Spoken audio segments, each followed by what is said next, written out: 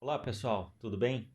Hoje nosso vídeo vai tratar de algo que eu já mencionei no canal, já falei em outros vídeos, né? Já citei cenas, diretores, grandes atores, grandes títulos do cinema, mas nunca havia dedicado um vídeo, né, especialmente para tratar de cinema, para tratar de filmes. Mando aí uma saudação especial ao João Vitor, um dos nossos mais assíduos espectadores, que já me pediu não uma nem duas vezes para que eu falasse de cinema. Então eu falei em alguns vídeos, né? Já fiz analogias e também naqueles vídeos das perguntas, várias perguntas com respostas mais curtas, eu também já falei de cinema, falei dos meus filmes favoritos, dos meus atores e etc. Então o tema que eu escolhi hoje foi para tratar de música no cinema. Esse título do vídeo que vocês veem aí, né? Qual o maior videoclipe do cinema? Eu vou tentar explicar o conceito de videoclipe que eu vou abordar aqui e principalmente como que nós vamos chegar na escolha do maior.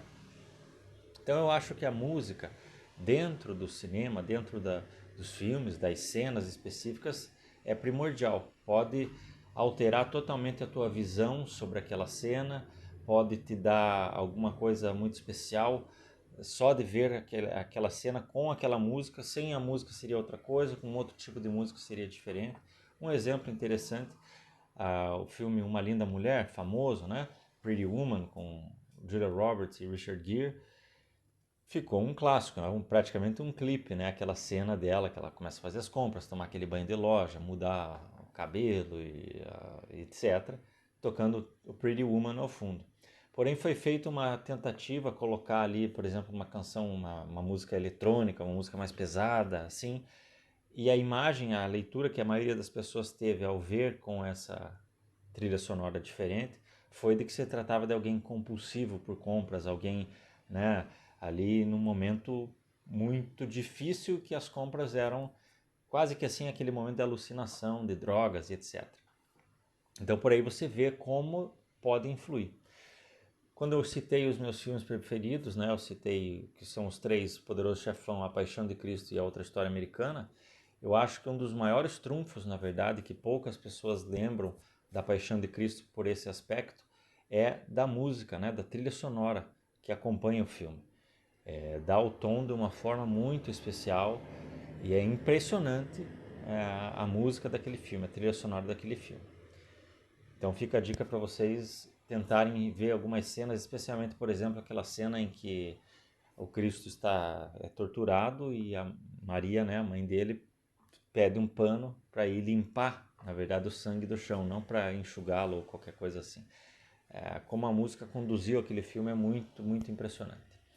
E o Poderoso Chefão da mesma forma. A Outra História Americana não tem tanto, mas o Poderoso Chefão também, né? A famosa canção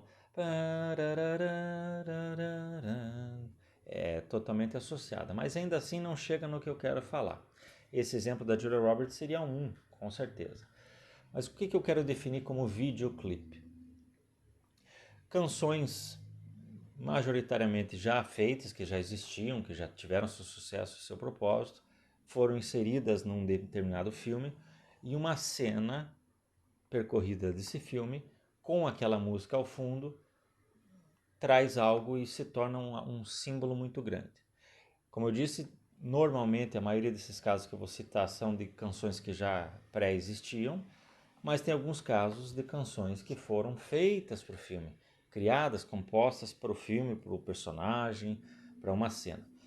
O primeiro exemplo que eu cito nesse sentido de canção criada é Streets of Philadelphia, né, de Bruce Springsteen, do filme Filadélfia, que é um dos meus preferidos também, né, uma lista grande, mas é um dos filmes que eu mais gosto e talvez, na minha opinião, na verdade, a melhor atuação do Tom Hanks. Ele ganhou o Oscar por esse e ganhou por Forrest Gump já no ano seguinte. Acho que é o único a fazer um bicampeonato de Oscar, e eu acredito que certamente, embora todo mundo lembre do Forrest Gump, da atuação dele por Forrest Gump, eu acho que essa da Filadélfia é muito mais simbólica e, enfim, é uma cena que ficou muito marcante, né?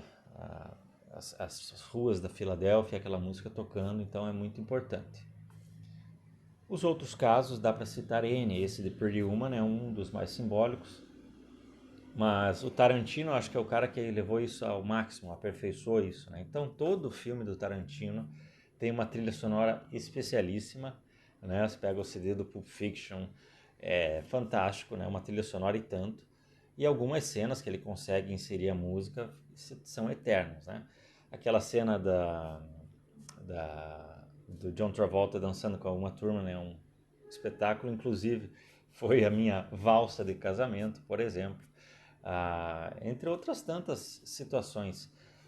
Stuck in the Middle with You, do Cães de Aluguel, é uma das mais fantásticas. No Django Livre, I Got a Name, né? O Jamie Foxx cavalgando nas montanhas e tocando aquela música de Jim Croce. Então ele é um cara que conseguiu aperfeiçoar isso, levar a um patamar muito grande. Mas ainda assim, por mais que todos nós lembremos de tal música no filme, legal, ficou bonito, ainda assim elas não transpuseram o cinema, elas não chegaram num patamar que é o que eu quero trazer para vocês aqui. Me ocorrem alguns exemplos muito, muito bons. Por exemplo, de Raindrops Keep Falling on My Head, de Burt Bacharach. Vocês veem a imagem aí. É uma genial.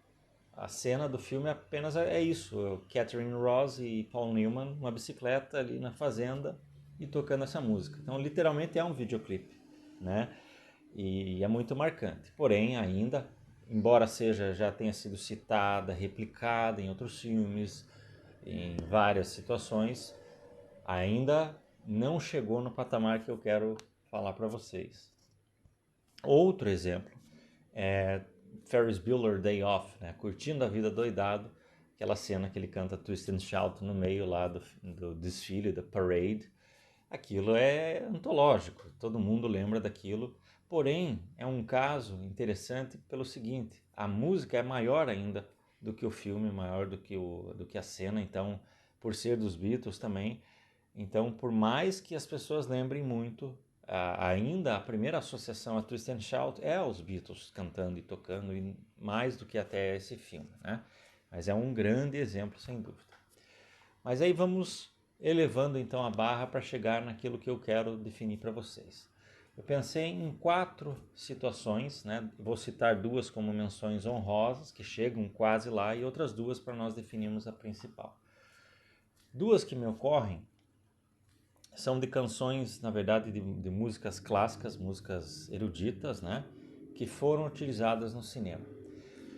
Começo com o filme 2001, Uma Odisseia no Espaço. Eu poderia citar inclusive aquela famosa canção, a famosa música, né?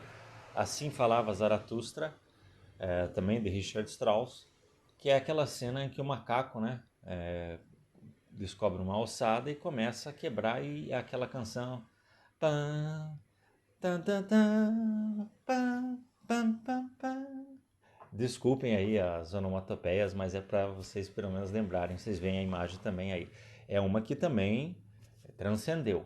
Mas nesse próprio filme, talvez a mais simbólica de todas, das canções do uso da música clássica com uma cena e como isso virou para o imaginário popular, é a da valsa, né, de Richard Strauss, naquela cena em que o personagem está no avião, ele adormece e a caneta sai da mão dele e começa a viajar.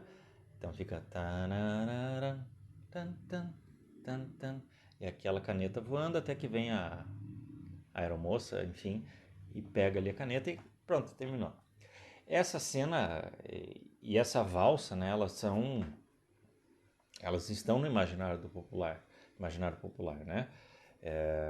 E inclusive cito aí uma imagem icônica dos Simpsons, né? Vocês veem a foto, porque não dava para pôr o vídeo aí, um determinado episódio dos Simpsons em que o Homer vai para o espaço e ele tem a brilhante ideia lá dentro da cabine, né, de abrir um pacote de batata frita, e óbvio o que acontece, né?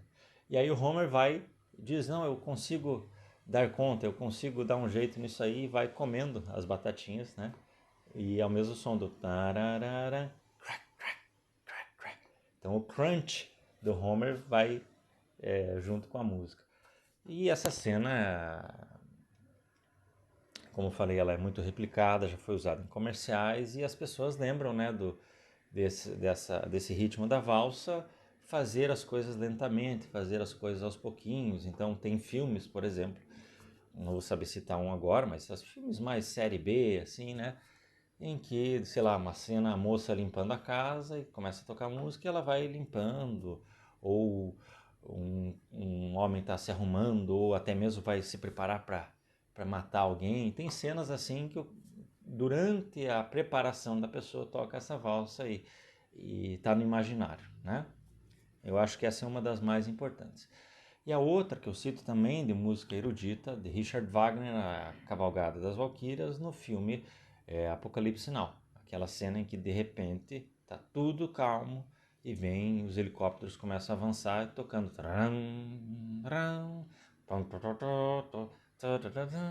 e de repente os helicópteros começam a atirar e arrebentar lá com aquela localidade lá. Essa cena foi também muitíssimo replicada em desenhos animados, em outros filmes, série B, como eu falei. N vezes você vai ver isso, essa citação, ou quando aparece um helicóptero, ou quando tem uma fuga, ou quando alguém, enfim, quando alguém está invadindo algum local. Pode ser uma cena cômica, né, usada de forma cômica, pode ser uma coisa mais pesada, mas geralmente é uma menção a essa cena. Então realmente ficou no imaginário e também acho que em comerciais de TV já apareceu. Mas para nós chegarmos então nas duas maiores, e dessas duas eu vou separar aí para vocês, tem a ver também de alguma forma com o esporte, né? Porque são dois filmes que dialogam com um deles esportivo mesmo, o outro com a ideia de liberdade, a ideia das motos, né? De estar rompendo, então a sensação que traz, né? A motocicleta, enfim. Então, as duas cenas que nós deixamos para o final e que são, a minha visão, os dois maiores videoclipes da história do cinema é Easy Rider, Sem Destino, e Rocky Balboa, Rocky o Lutador, o primeiro filme. Certamente, quando eu falei do Rocky e de Easy Rider, você já deve ter lembrado quais sejam as canções, né? Do Easy Rider, a cena de abertura, né, começa ali em silêncio, eles arrumando as motos e partem. Quando eles entram ali na estrada, começa a tocar Born to Be Wild.